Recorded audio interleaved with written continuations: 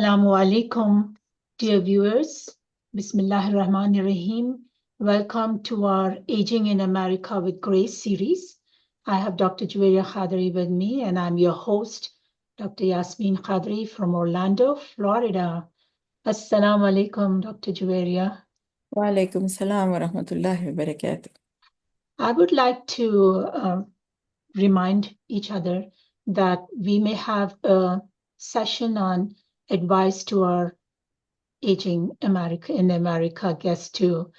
So we had the first two series for the children, and today we are going to have a very brief session for the parents. So inshallah, since you are a medical doctor by profession, I would like you to shed some light on how can we take care of ourselves. Yeah, inshallah, like in the Desi culture or Desi medicine, nobody ever taught us about geriatric medicine, which is the medicine of the elderly.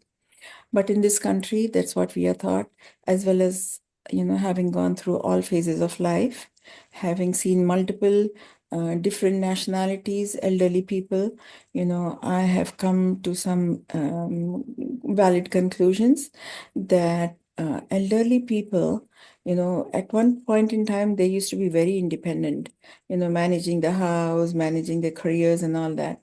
But as they get older, and they get very, dependent on their youngsters, so they lose their independence, and that itself is very psychologically traumatic to them. What they used to control before, now nothing is in their control. They feel like the children are overpowering them, disciplining them. But we need to understand, keep open communication with the children and let them know that, our minds are still functioning, but at the same time, depending on the, the time in life, we also can make mistakes just as children do. As Allah said in the Quran, both ends of life are the same. Just like children get temper tantrums, elderly people, the more older they are, the more they may not understand, what the children are telling them. So, while we are still with our mental faculties intact, we need to prepare ourselves. We need to talk to ourselves and say, okay, my regime is over. Now I have to get used to a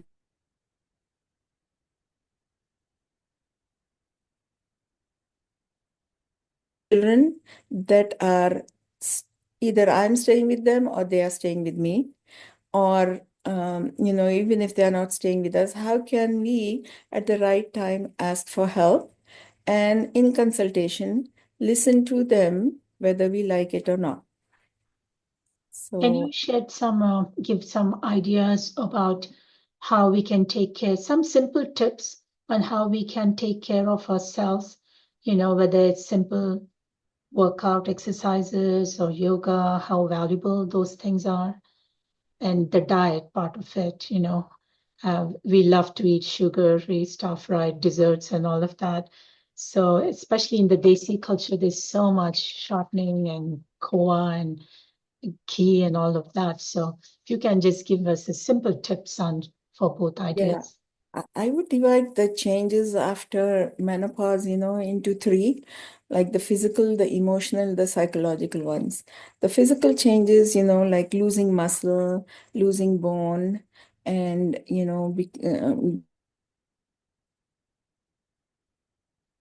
don't know, the internet is losing. I'm avoid losing your to a voice. certain The extent. internet is giving us some trouble. Oh. Can you please repeat that? Losing our muscles and Losing the muscles, the bone, and you become weak. You cannot be as strong as you were before. So it's going to be a little difficult, standing up and walking as much as you did before. So how can you prolong this, or, how can you strengthen your muscles by doing some, stretching exercises? Walking is the best for the heart, and trying to maintain your diet, like less sodium, because usually blood pressure, diabetes, and all these things, increase. your body habitat, also because of your genes. So eating less salt, less sugar. Sugar is not a good thing to eat after 40, 45 years of age. It's an inflammatory agent. So you start getting joint pains and stuff like that. So if you don't want to have pains, you have to, be very careful of what you put in your mouth. Less sugar, more complex carbohydrates like fruits, and lots of fresh vegetables.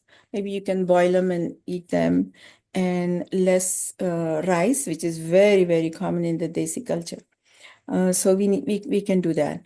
And walking, as I said, little muscle stretching, and Yoga, most yoga. Yoga, I just started, joining a class of yoga. mashallah. He's a very good instructor. And also, positive attitude is very important. See, as long as Allah has kept your mental faculties intact, you need to always keep a positive attitude. When things are going around you that you don't like, you just need to quickly say, Auzu billah, la hawla wa la quwwata, and grasp the good things that you see in that person, that you know are in that person, even if they are two or three, but you dislike the rest.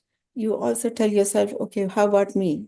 People may also dislike the way I talk, the way I live my life.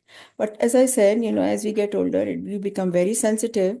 So you ask for Allah's help and try your best. Every child, even though we rear them, they turn out to be different. Most of the children, the way their spouses are, though we don't know how their spouses were raised. And then though the habits of their spouses rubs off a little bit on them, even though the children try to be nice to their parents. But every little act of goodness, if you are grateful, Allah says you have to be grateful to me and also grateful to my creation. So suppose, you ask your grandson to bring water for your medicine. He brings it. You should say, thank you, Baba. Thank you. May Allah reward you. May Allah bless you. Similarly, if your granddaughter or your daughter-in-law or whoever helps you, you should say thank you. And then that thank you, the gratitude will make them feel that they would want to do more. But understand that your life will never be perfect because you are not perfect. We are just imperfect human beings. The And appreciation that you mentioned reminded me about our mother's advice. पहले घर में चिराग लगाओ, फिर बाद में बाहर लगाओ. So I think it's very important for us to be mindful and sensitive of this. Like the home that we are living in with that child and that daughter-in-law, son-in-law, or grandchildren, we really need not to forget to appreciate them, because they are the ones who are with us, taking care of us, going through all the stress, adding our time. It's very challenging, working parents and other responsibilities, so adding the time. And then when other children come to visit us, they come for a little while, and we may tend to talk about them, like, you come and it looks so nice, I love when you're here, or I miss you, those kind of things. Yeah, it's important to tell them, but do not forget to first say that to our own children that live in our house. So that's something very common, that people can get upset, थोड़ी देर के लिए आते, फिर हंसा के बोल के चले जाते, and I have to be with them all the time. They come for a little while and then we are here all the time. So positive praise is so important, as even as adults, we need that. We need to keep that in our mind. And also, I think it's important, these are some practical experiences. We are not sharing what is impossible. We are sharing what we witnessed with our parents and parents-in-law and what we are experiencing ourselves. So I think these are very practical examples of the diet. You said, mitha is a common. I mean, that's the reason why whenever I attend shadis or dinners, I try to feel like I'm so fatigued and aches and all of that. And now I understand it's because of the high intake of sugar. I think we need to be very careful with that. The other issue or other reminder that I would like to share is talking on the phone or talking to people when they visit us, our own children. We may not do it intentionally, but the phones are like, sometimes when they are elderly people, the phones are also connected to recorders, just to make sure, or the cameras are around cameras around. So just to make sure that we are safe and somebody's not home if we fall down or what. So there are cameras everywhere. And this is something that we need to be very mindful of when we are talking or ventilating to somebody. It's not that we are complaining or we are talking behind them. And that can be very, very negative on the relationships. So we might just talk, and we all talk, right? But when the elderly talk, it becomes a little more like a complaint. So we need to be very mindful of that. And if we did that, it's important. Communication is so important. I really want to emphasize how important communication is. If we say, oh, we can say that, like how you all ventilate, I ventilated. It's not about you. It's just about how I felt, and always trying to remind them that I love you so much because you are the one who's taking the most care of me. And those kind of things can go a long way. So communication is number one because misunderstandings can arise. Somebody might hear a word that we said, but they may not hear all the long conversation that we had appreciating them. So it's very important if somebody misheard it or what to clarify it. Do you have anything else? We are trying to make our videos short so people can focus on them and listen to them. Any other ideas that you have that we can, before we wrap up? See, again, like as I said, we need to learn to be the new us. Never compare what you saw in India about how your parents or your grandparents were treated. This is a completely different culture. And Alhamdulillah, our children know more about the deen than what we knew at their age.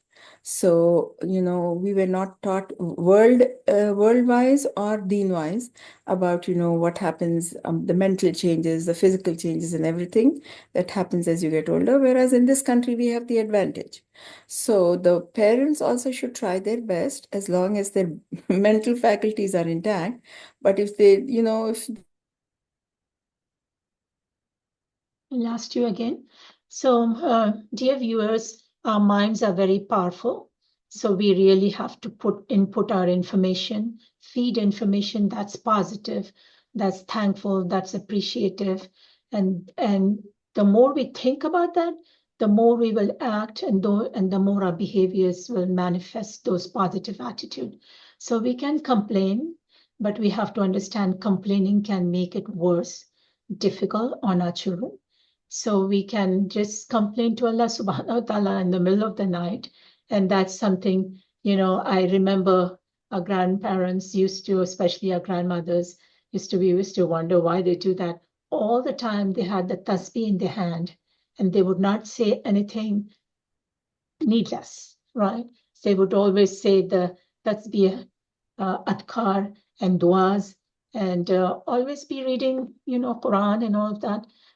We may not be able to do that here because, there were a lot of people to help, workers who would come and help, and even the children we didn't have jobs there, we didn't have anything. So if you're still mobile people who are working and moving around in the house or helping in the house or taking care of an elderly spouse, that can be very, very hard on us. So as much as possible, we may try to do that. So let's remind each other, my dear sister, that we really need to get back, focus on direct connection to Allah subhanahu wa ta'ala, because this is the time where we really need his help. And we may ask and make du'as that he is the only one who can guide our children, who can put compassion in their hearts, and who can help them fulfill their obligation towards our parents. Inshallah, any last words? I was one day making rounds in the hospital and I loved what it said on the elevator, that God definitely wipes away tears, but it feels better when he uses human hands. So, through the humans, whether it's children or siblings or caregivers, Allah is sending his mercy and love through the humans. So it's not, just we are just praying to Allah and we are suffering. No, you have to communicate, you verbalize your feelings And then, completely trust in Allah that Allah is going to change the circumstances of both the caregiver and the one who's being given care to. Yeah, that's very true. And that's why I emphasized earlier about communication, letting people know, because we cannot assume they have not experienced what we have experienced, right? So we have to communicate, whether it's a positive or whether it's negative. And then also ask Allah subhanahu wa ta'ala to guide us as parents and guide our children. Inshallah, hope this is beneficial. Thank you so much. And we will see you in our next session. Grace with Grace, Aging in America with Grace. Okay. Assalamu alaikum. This is your host, Dr. Yasmeen Qadri, life coach from Orlando, Florida. Assalamu alaikum.